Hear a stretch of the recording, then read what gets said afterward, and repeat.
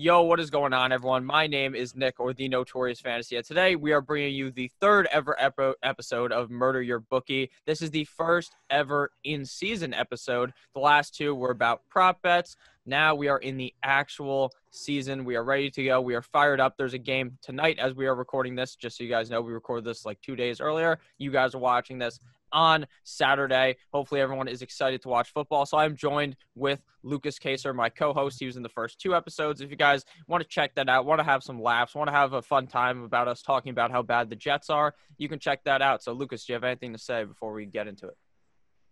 Man, football is here. All futures are locked in. None of that stuff matters. I mean, it still matters, but I'm just excited. Kind of nervous though. No preseason. This could completely collapse on all of us in terms of our bets and fantasy and stuff. So we'll see, I guess. But I'm excited for just actual football. Yeah, as am I. I worry about injuries this week a lot. So yeah. We are going to get into it pretty straight up here. I'll go first, and then Lucas will go. We'll go back and forth like a ping pong match. So my first pick, at the end, actually, we're also going to give our lock of the week, the bet the mortgage, where you got to just take out the mortgage, bet it, and then take out your second mortgage and bet it again for those picks. So first pick here, not our lock. I got the Dolphins at the Patriots, Miami Dolphins -110, +6.5. Now, I understand there's all these stats, all this information about the fact that the Dolphins typically don't win in New England. Now, this doesn't need them to win. The spread is +6.5. Now, if you could get it at 7 and you can get the push, then that would be even better. But +6.5, I like my Dolphins here. Now, I'm not picking them just because I like the Dolphins, because if I'm being honest with you, I am probably the biggest critic of the Dolphins. I normally would never even pick them in this scenario. But what I think is that the defense all opting out would make me nervous if I was a Patriots fan. I feel very confident that if Williams and if Devontae Parker play, that this is going to be a very good game for the Dolphins. Now, if they don't play, this is a god-awful bet. This is why you got to monitor those things if you're going to bet on Sunday. Make sure you pay attention. Make sure you don't and Gesicki also may be hurt, so that's also something to worry about. But if those guys are in with Fitzpatrick, he's either going to absolutely have a meltdown game and will lose you money, or he's going to be on fire up against the New England Patriots. I think that this may be the time we break the trend. We haven't beaten the Patriots there in so long, but I don't even think we need to win. I think if they just win by 3, or if we get it close, we will be able to potentially win this game. So I like the Dolphins here, but the only worry obviously is how good Cam Newton is. I think Cam Newton might struggle early on in the season. I think Bill Belichick's system may be a little bit confusing, but with that said, I think Cam will be fine over the season. I just think that game 1, I think the Dolphins catch them on a nice slip up, them not as ready as they would be, because if they had a whole training camp, they had a whole preseason, Cam Newton probably would have absolutely barrel rolled straight through the Dolphins. So I'm going to go with the Dolphins here. What do you think about that pick right there? Yeah, I mean, I think there's been I think if you can get this at 7, I would bet this probably every time. I think that early division matchups where the touchdown or more is definitely a spot to target. I think really, I don't even know, obviously you need Williams and those guys to play. I just don't even think that's where you're going to win this game. I really think it's going to be if you guys can get a running game going, which by the moves you made this offseason, it should be like that.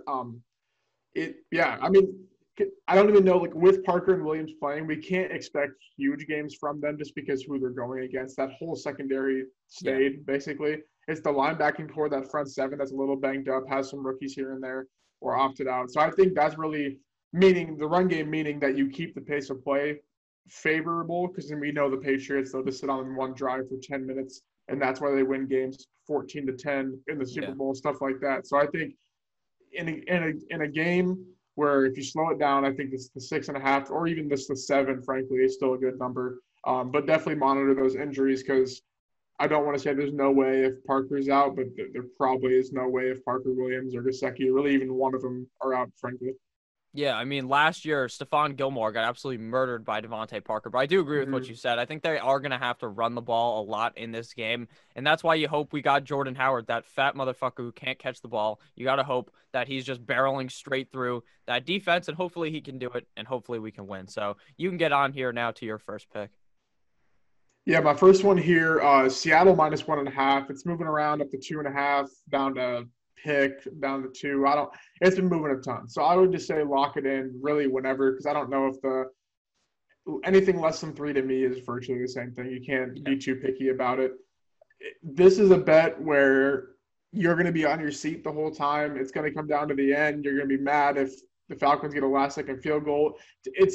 I don't want to say it's pretty much a coin toss, but to me, it's going to come down to the better team, and that to me is Seattle. They have huge mismatches on their offensive side for the Falcons corners. Their run, as of now, the Falcons are healthy, so they're going to have to sort of establish the run, but they never have any problem doing that no matter who they play, so I'm not too worried about that. On the flip side, Julio and Lockett are going to eat against Seattle corners are all right, but it's just Julio and not Lockett, and Ridley are going to eat. But I do have worries about that O-line going against it's apparently a bad front seven, but they stockpiled it this offseason. It's still going to be okay. So I'm more so just taking the better team. I expect this to be I don't know about the over, but I expect this to be a high-scoring game, a high-paced game. So I'm excited for this one, and I'll take hashtag let Russ cook to start his campaign here week 1. Yeah, I think I agree, to be honest with you. I think this is going to be close, but unless you were – I think they're going to win. So that's all that really matters at that tag right there, -1.5 you said it was.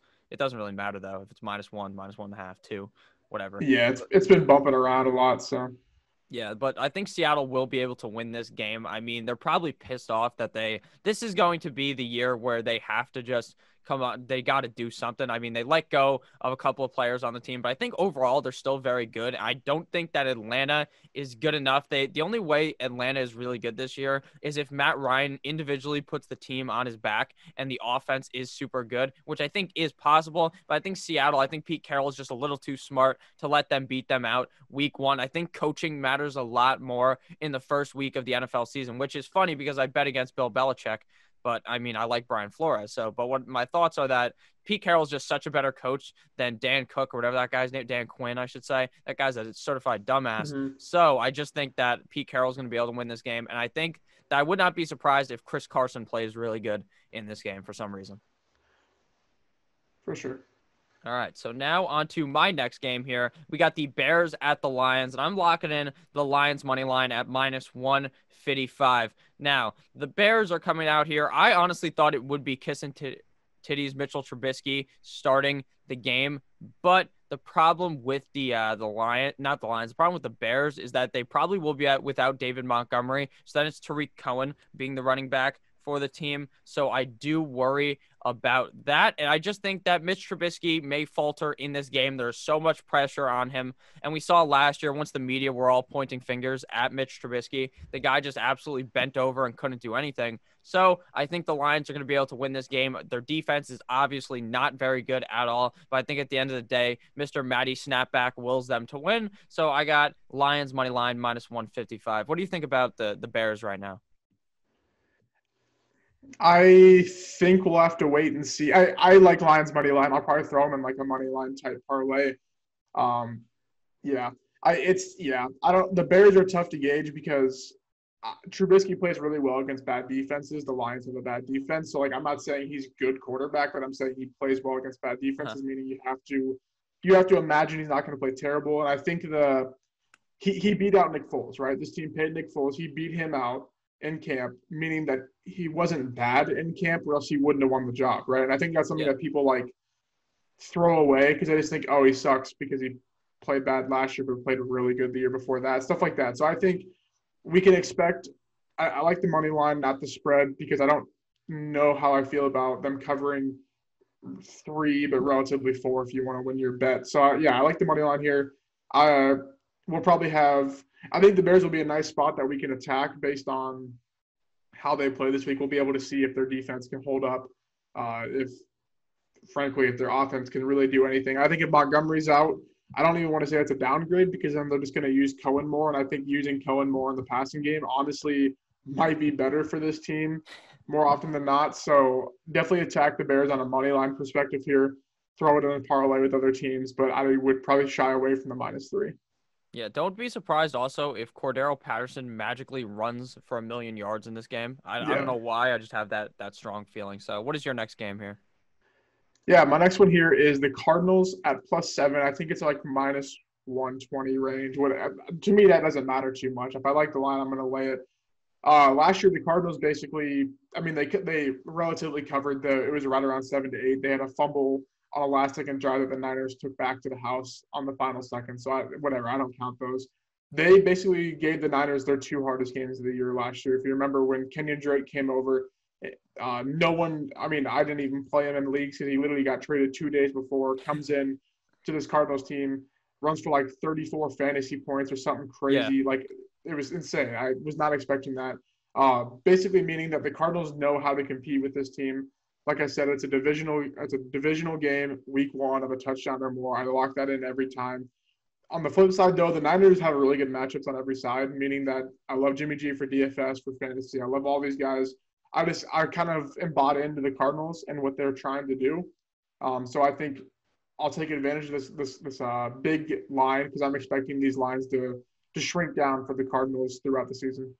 Yeah, no, I agree. I think that the San Francisco 49ers, also, you do got to worry about injury on the defense, considering the whole defense kind of went down to injury during training camp. Now, they should all be good to go, but that's obviously worrisome when guys get hurt and then they start off the season. There's also a worry for me for the Cardinals is that D-Hop did end up hurting his hamstring, but at the end of the day, 7 just seems like too many points for the Cardinals, a team that I wouldn't be surprised if the Cardinals won this game, to be honest with you, because it's week 1. Now, if this was like week 12 or something, I think the 49ers would absolutely roll them over. But I also think that Kenyon Drake is going to have a big game here. Like you said, he did have one last year against them. I just think that that guy is just so vital in the offense that if he's healthy, if he's good to go, the reports are that he's good. He was in a walking boot earlier in training camp. I'm ready to fire him up in fantasy, and I think that this is going to be a very interesting game to watch because people will call the 49ers frauds if they if they were to actually legitimately lose this game. And then you're going to be getting the 49ers much better odds throughout the season because people are going to be so off of them. It's kind of like the Packers last year, how everyone thought the Packers were frauds. And I still believe that they should have only won like 7 games, but the odds were always kind of in their favor and you're able to keep winning on them based upon the fact that everyone thought it was just their time to lose and they just never ended up losing. So, yeah, and I think we'll definitely see this week if the Cardinals and the Rams are the playoff teams that I think they are. They have 2 tough matchups. I think we're kind of obviously it's week 1. There's 16 weeks, 17 weeks. So I think this will be a good I don't know. I'm just really excited for this game, just in general, to see what these teams can do running it back this year. Yeah, no, I'm excited as well. So next game here, we got a game that is probably the most disgusting game to bet, in my opinion. Right here, I got the Eagles at the Washington football team. I got Washington minus 110 plus 5.5. Now, I understand that sounds like a god-awful bet. You probably think that the Washington football team is going to roll over and the Philadelphia Eagles are just going to pet their belly and make them go to sleep. That is entirely possible. But the thing is with the Eagles is that the wide receiver core just always seems to be injured. Alshon Jeffrey not going to play in this game. Jalen Reagor may not play as well. And then it's probably just going to be the tale of Zach Ertz and Dallas Goedert scoring 1 million points. But with that said, I think Dwayne Haskins and Riverboat Ron are going to brew something up here where they can keep the game close. Now, I don't think they're going to actually win this game, but I think a field goal game will be in the books for this one. I think that the Eagles defense is not very good. Now, I do understand that they bring in Slay in the offseason, which is obviously a huge help.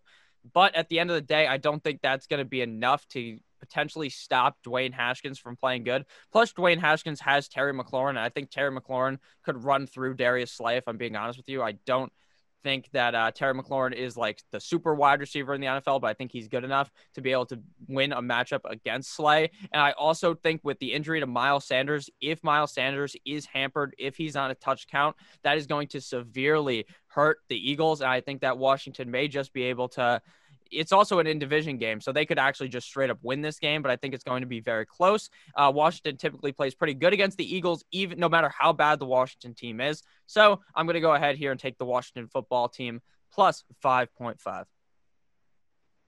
Yeah, the Eagles just don't care about covering, frankly. Like obviously they don't care or care. It's just like they don't win. They don't beat these teams down relatively how they should. The Redskins, I mean, Haskins played good at the end of the year. They have Terry. They have apparently Antonio Gibson, McKissick. I don't even think it matters who they have on their team. They're going to play this game close. If you remember last year, this was the week 1 game where Terry went off. They were winning, I think, 10-0 after the first quarter. The Eagles came back, but then the Redskins had a final drive to tie it up, and they legit had like one play away from tying it up per se. So, I think this is definitely a spot where you could honestly maybe wait because I would think this line's going to go in up, meaning that people are going to bet the Eagles, that it's going to favor the Redskins if you wait a little bit to bet it. I don't think it goes down to Yeah. where if you wait, you're going to miss out on anything. So if you are going to bet this, I would probably wait till Sunday before kickoff, because I think this is going to be a fun, sort of sneaky matchup game, I guess, for DFS fantasy and betting. Yeah, I agree. Now, what is your next pick here? Yeah, my next one here is the Packers money line. I week one is tough because I think you kind of have to like take a stance on how you view teams without trying to evaluate too much into no preseason. We frankly haven't seen these teams play, so you gotta just have to go off what matchups you see, how you think these teams come out, and I frankly think Aaron Rodgers is going to come out pissed after this whole offseason. People thinking he's going to get replaced by his third string quarterback, Jordan Love. That's right, he didn't even win the backup job.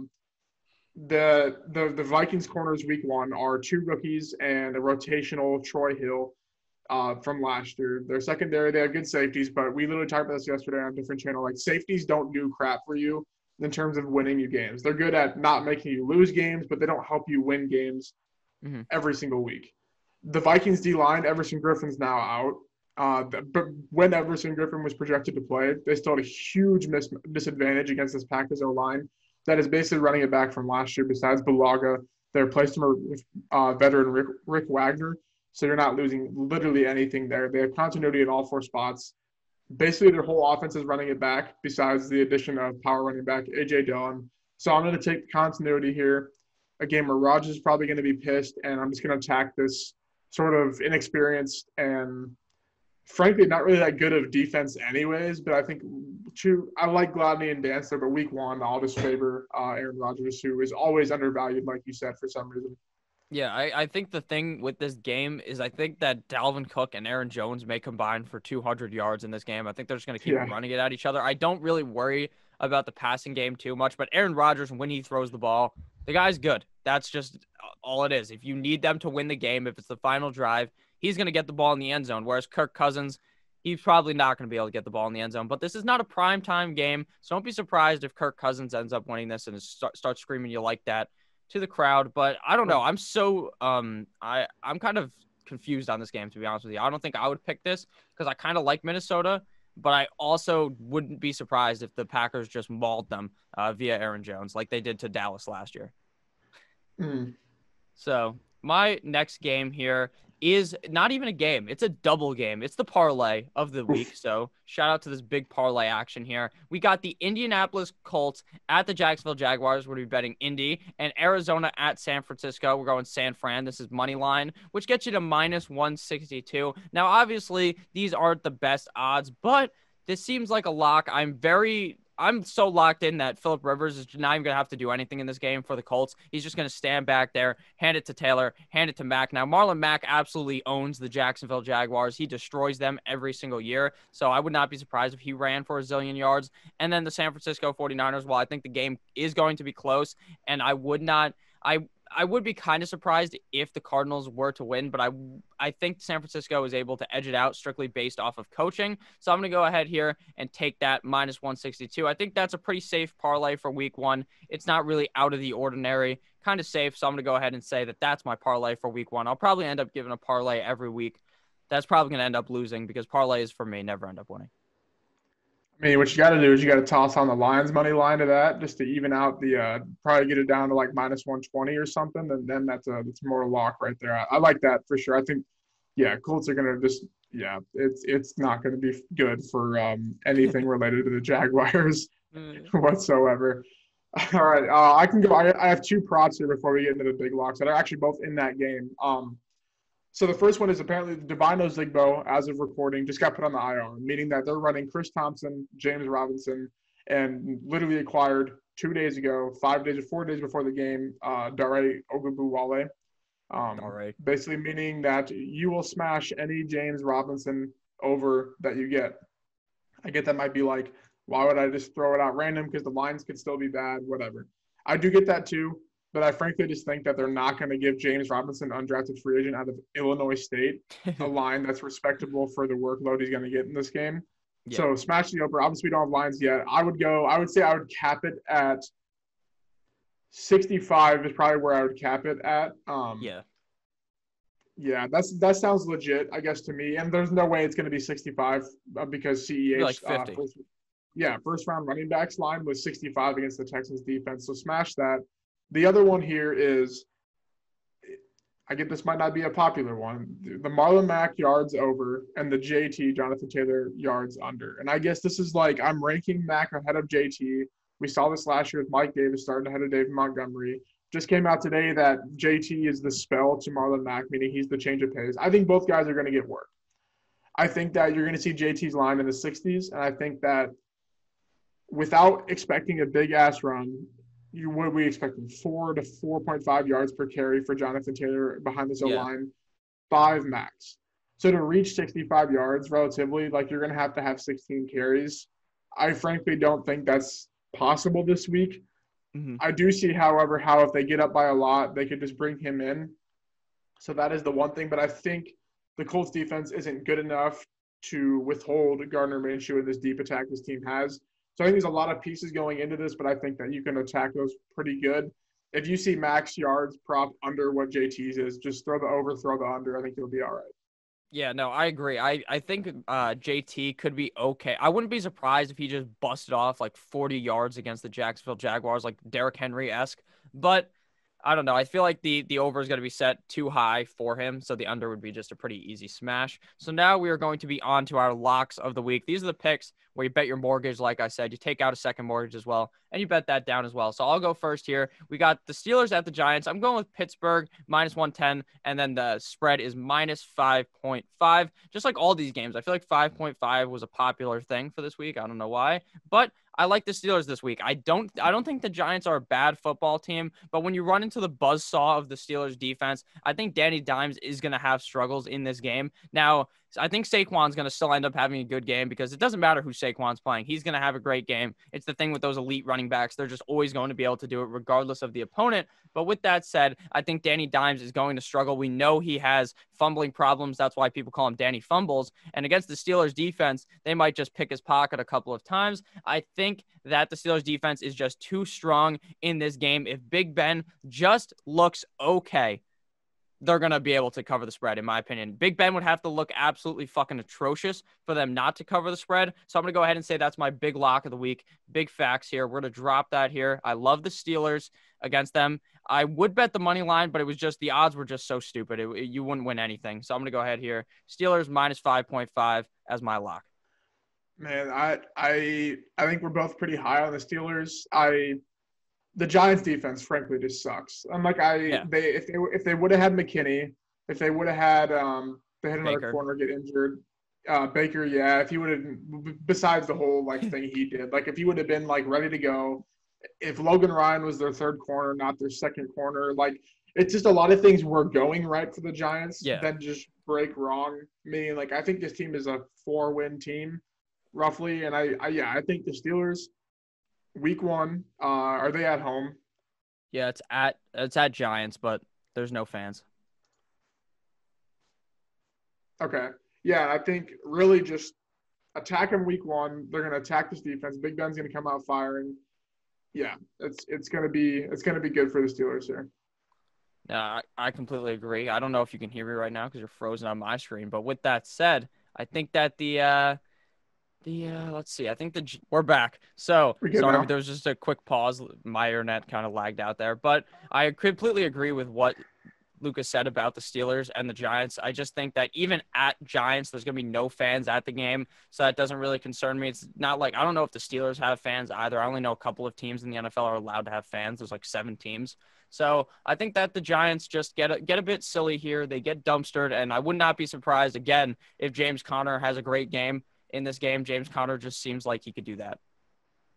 So I just really think that this is going to be an all Steelers game. I just don't think, like Lucas said, that the defense of the Giants is going to be able to stop Big Ben. And I think that James Conner may have a big game here, may get people really high on him again, start buying in until the guy gets hurt. But with that said, I just think the Steelers are a very safe pick in this game. So I'm going to go ahead and lock that in at -5.5, -110 is the line. So what is your lock of the week here? Before we go ahead and talk about Lucas's lock of the week, I want to go ahead and send it over to my guy, Scott from BDGE. BDG's editor, a really great guy in Scott. Every week, we're going to try to get a guest picker of the week to go ahead and throw his name in there and see what Scott is going to do or what the other guests are going to do to see how sharp they really are. So without further ado, let's get into Scott. This is Scott, BDGE editor. Huge fan of Notorious Fantasy. My lock of the week is the Dolphins plus 6.5 at New England revenge game for Brian Flores, former Pats coach. Upgraded Dolphins offense and Pats don't even have a healthy WR or RB on the roster. It's simple. Yeah, my lock of the week is, well, if you're smart like me, you locked it in last week. The Raiders minus 2.5. It's up to 3 now. It was at 3.5. People are buying back in on the Panthers, and frankly, I see why, but I don't see why here. I think that the Panthers defense made improvements, yes, but their starting corners are Dante Jackson is their one. He got benched multiple times last year for how bad he played. They're running in Troy Pride Jr. from Notre Dame, who I think is a great corner, but yet again, he's a rookie in week 1, 4th-round pick. Attack that every time. And their third, though, they would have had 2 other guys, but they went on the IR COVID list or whatever. They're just not playing this week. And then Rasul Douglas, you remember him, just a washed Eagles sort of thrown away guy at their corners. They lost their top 2 tacklers from last year, their top 3 players in their run defensive grade. They lost 8 players that played startable minutes, snaps, whatever. So I think this Raiders team who goes against it, the Panthers allowed 1.94 rushing touchdowns a game last year too. So Josh Jacobs is going to smash. Yeah. All their other running backs smash, I guess. Don't play them in fantasy or whatever. I really just think that you're the Raiders, who are basically running this back with adding Edwards and Ruggs, who are the starters apparently, Renfro, Waller, Jason Witten. They just have the weapons to not really miss a beat on offense against this team, the best top 5 offensive line. And I love the Panthers offense. I think they're going to attack this Raiders defense pretty solid. The Raiders corners are average at best too, but I just think that the defense for the Panthers is such a big liability that's going to win out in this game. And I think that this game is going to be high scoring. I wouldn't bet the over. I would have bet it if I got it like last week or 2 weeks ago at 46. Now it's like 48 and a half. So I would stay away from that. I just really like the Raiders in the spot, which is weird to say, but I think down the line we'll see some Panthers bets roll in here because I think their offense is going to click. I have a lot of fantasy shares in their offense, bets in their offense. So attack the Panthers defense week 1, but I think as this team rolls with the new coach, as they gain chemistry, as they gain momentum, I think we'll back the Panthers in later weeks. Yeah, no, I agree. I think that Derek Carr here, he's going to show up game 1. Where is this? Is this in Las Vegas? I have no idea. Who knows? Who cares, to be honest with you? It doesn't really matter. Sheet, so. It's all good. Las Vegas, I think, are going to be able to win this game straight up. I think they're going to be able to cover as well. The Raiders just seem like a team this year that is going to be sneaky.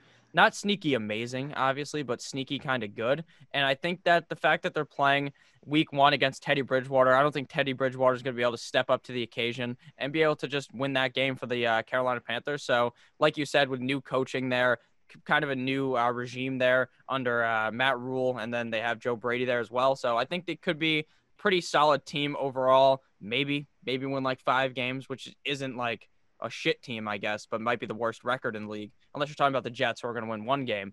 But With that said, I like the Las Vegas Raiders there, and I think that Derek Carr might be sneaky good in fantasy this week.